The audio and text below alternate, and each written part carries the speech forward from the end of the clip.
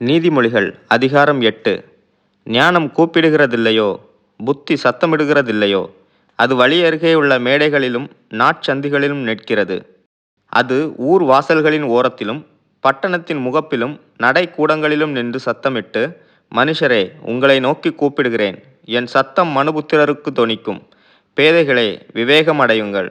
மூடர்களே, புத்தியுள்ள சிந்தையாயிருங்கள். கேளுங்கள், மேம்பாடான காரியங்களை பேசுவேன். என் உதடுகள் உத்தம காரியங்களை வசனிக்கும். என் வாய் சத்தியத்தை விளம்பும். ஆகாமியம் என் உதடுகளுக்கு அருவருப்பானது. என் வாயின் வாக்குகளெல்லாம் நீதியானவைகள். அவைகளில் புரட்டும் விபரீதமும் இல்லை. அவைகளெல்லாம் புத்தியுள்ளவனுக்கு தெளிவும் ஞானத்தை பெற்றவர்களுக்கு யதார்த்தமுமாயிருக்கும். வெள்ளியை பார்க்கிலும் என் புத்திமதியையும் பசும் பொன்னை பார்க்கிலும் ஞானத்தையும் அங்கீகரித்து கொள்ளுங்கள். முத்துக்களை பார்க்கிலும் ஞானமே நல்லது. இச்சிக்கப்படத்தக்கவைகளெல்லாம் அதற்கு நிகரல்ல. ஞானமாகிய நான் விவேகத்தோடே வாசம் பண்ணி நல் யுக்தியான அறிவுகளை கண்டடைகிறேன். தீமையை வெறுப்பதே கர்த்தருக்கு பயப்படும் பயம்.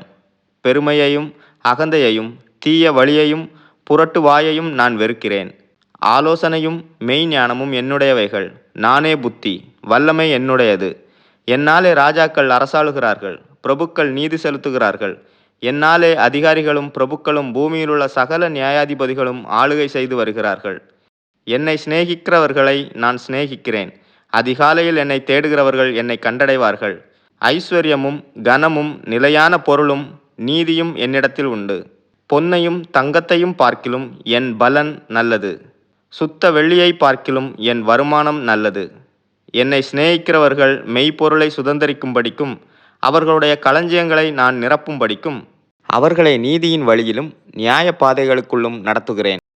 கர்த்தர் தமது கிரியைகளுக்கு முன் பூர்வ முதல் என்னை தமது வழியின் ஆதியாக கொண்டிருந்தார். பூமி உண்டாகும் முன்னும் ஆதி முதற்கொண்டும் அனாதியாய் நான் அபிஷேகம் பண்ணப்பட்டேன். ஆழங்களும் ஜலம் புரண்டு வரும் ஊற்றுகளும் உண்டாகும் முன்னே நான் ஜெனிப்பிக்கப்பட்டேன்.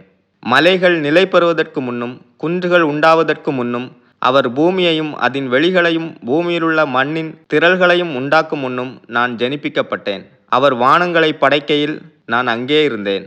அவர் சமுத்திர விலாசத்தை வட்டணிக்கையிலும் உயரத்தில் மேகங்களை ஸ்தாபித்து சமுத்திரத்தின் ஊற்றுகளை அடைத்து வைக்கையிலும் சமுத்திர ஜலம் தன் கரையை விட்டு மீறாதபடிக்கு அதற்கு எல்லையை கட்டளையிட்டு பூமியின் அஸ்திபாரங்களை நிலைப்படுத்துகையிலும் நான் அவர் அருகே செல்லப்பிள்ளையாயிருந்தேன். நித்தம் அவருடைய மனமகிழ்ச்சியாயிருந்து எப்பொழுதும் அவர் சமூகத்தில் கலிகூர்ந்தேன். அவருடைய பூ உலகத்தில் சந்தோஷப்பட்டு மனுமக்களுடனே மகிழ்ந்து கொண்டிருந்தேன். ஆதலால் பிள்ளைகளே, எனக்கு செவி கொடுங்கள். என் வழிகளை காத்து நடக்கிறவர்கள் பாக்கியவான்கள். நீங்கள் புத்தியை கேட்டு ஞானமடையுங்கள், அதை விட்டு விலகாதிருங்கள். என் வாசற்படியில் நித்தம் விழித்திருந்து என் கதவு நிலையருகே காத்திருந்து எனக்கு செவி கொடுக்கிற மனுஷன் பாக்கியவான். என்னை கண்டடைகிறவன் ஜீவனை கண்டடைகிறான், கர்த்தரிடத்தில் தயவையும் பெறுவான். எனக்கு விரோதமாய் பாவம் செய்கிறவனோ தன் ஆத்துமாவை சேதப்படுத்துகிறான். என்னை வெறுக்கிறவர்கள் யாவரும் மரணத்தை விரும்புகிறவர்கள் என்று சொல்லுகிறது.